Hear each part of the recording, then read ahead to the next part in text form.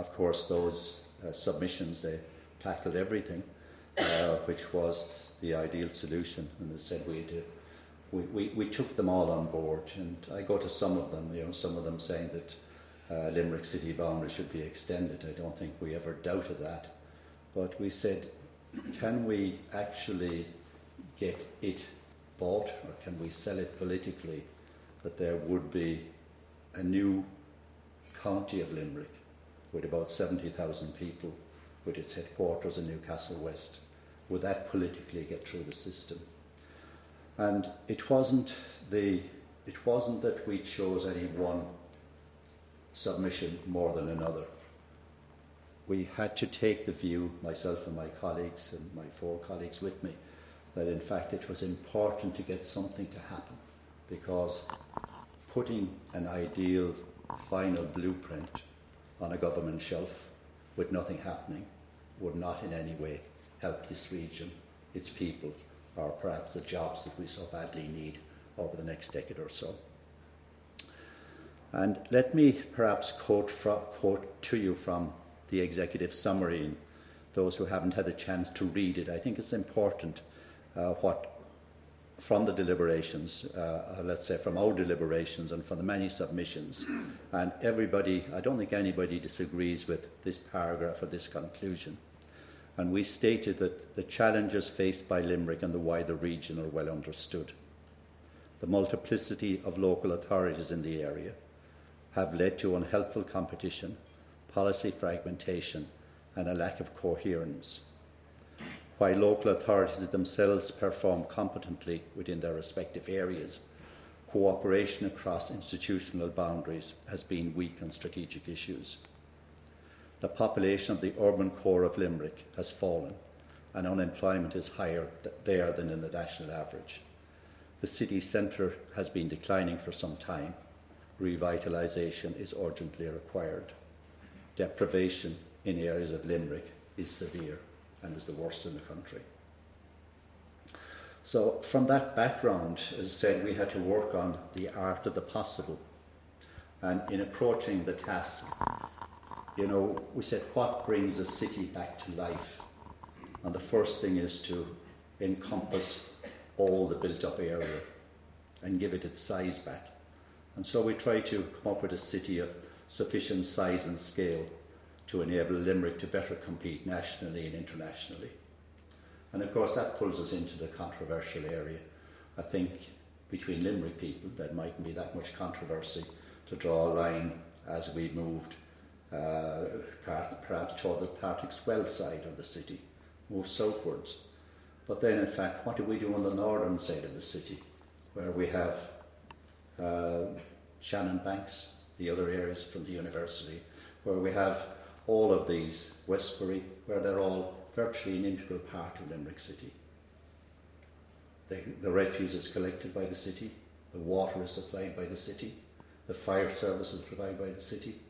And so in fact, is that an integral part of the greater urban area or not? So if we stepped on toes, we feel we only stepped on toes because it was the right thing to do so. Secondly, in approaching our task, we were trying to get a more cohesive and better integrated local government system for the city and for the county. Thirdly, we wanted a structure that had the capacity and resources to address the principal challenges which face local government in Limerick.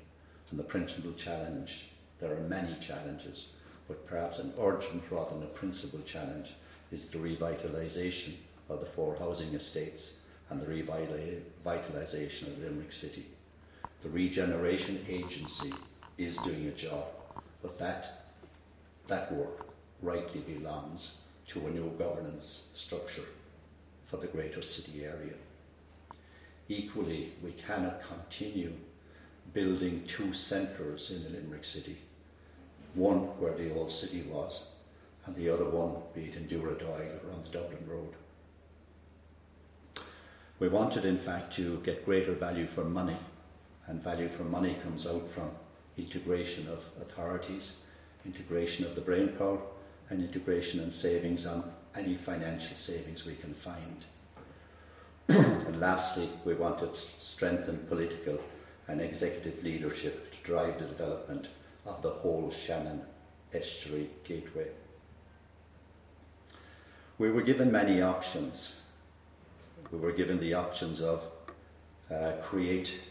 extend the city boundaries.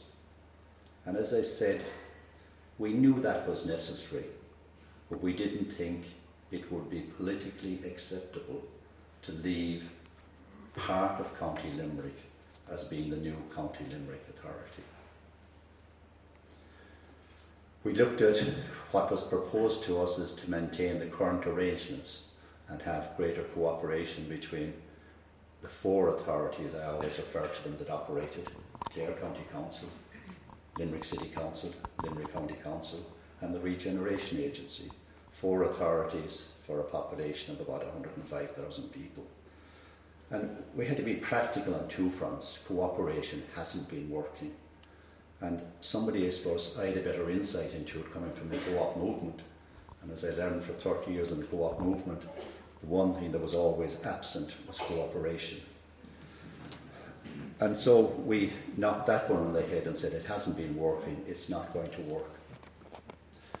I suppose let's put it personally, my favoured way forward, my favoured approach was to say that all the authorities are too small. Maybe this came with me from the dairy industry. And what we really needed was a greater authority for the total Limerick-Shannon Gateway, and a greater authority which would be right around the estuary, which would bring in at least all of Limerick County, all of Limerick City, and all of Clare County. But the view coming from that was government or the people here were not ready for it, and that was for another day. We looked in terms of, would the present regional authority, would that work, would that serve any useful purpose? And it wasn't because the regional authority took a view that they weren't going to talk to us, which is, you all read in the various press.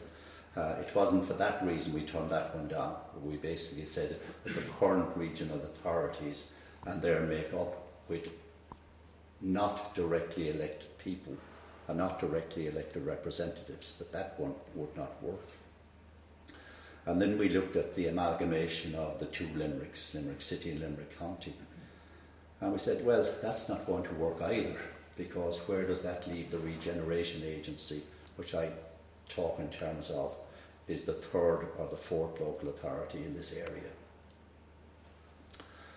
And so we, as I said, as our deliberations went on and as the many submissions were gone through, we came up and we said, look, we have to get to the end of this report, and we have to do something which we think will get 70%, 80%, 90% support from everybody. Not everybody is happy with it. I tell you is, I'm not happy with it, but if I get it over the line, I'm going to be 101% happy with it. As I said, my ideal solution obviously would be for a regional body. But if I can get this one over the line, I think in fact it will really be one of the great achievements for this region for quite a long time. So what we said is that the boundary of the city area should encompass the entire urban area, some additional space for future development, and future development in and around the boundary must support the status of Limerick City, and in particular the city centre. So we said any development from here on, let it be one group of people, one group of elected representatives. And I don't mind whether you come from Abbeyfield, Newcastle West, Duradoyle or anywhere else. All are Limerick people, and they all want to see a thriving city. And what we said is that one new authority and a boundary in the city area, and so that in fact we don't have another problem in 20 years' time with perhaps part of County Clare being debated again. And in fact, some of the people, not in submission but quietly in Clare, said, will you for once and for all just finish with